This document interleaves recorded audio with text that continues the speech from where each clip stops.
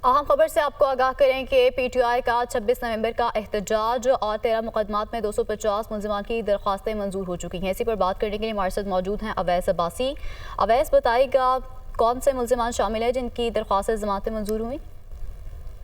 जी बिल्कुल, देखिए 26 नंबर के एहतजाज के हवाले से अदालत ने 5-5 हज़ार रुपये मुशल्कों के एवज 250 मुल्ज़मान की दरख्वास्त जमानत मंजूर कर ली हैं।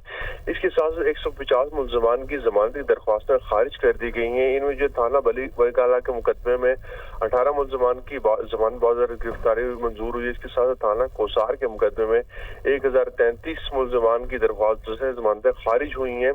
थाना कोसार के मुकदमे में मुकदमा नंबर 100,032 में 43 मंजूर की जमानतें मंजूर, एक मुल्जिम की दरख्वास्त खारिज हुई है।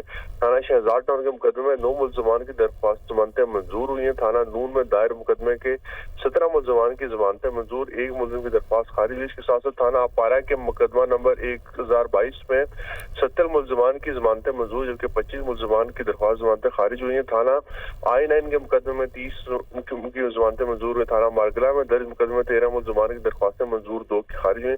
इसके साथ थाना सेक्रेटेरिएट के 2 मुकदमात में 120 मुल्ज़मान की जमानतें खारिज, 10 की जो है जमानत मंजूर हुई। इसके साथ थाना सहाला के 25 और थाना शम्स कॉलोनी के 30 मुल्ज़मान की जमानतें मंजूर हुई हैं।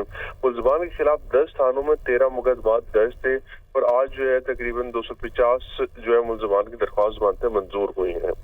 जी बहुत शुक्रिया अवैस अब्बासी, अपडेट कर रहे थे।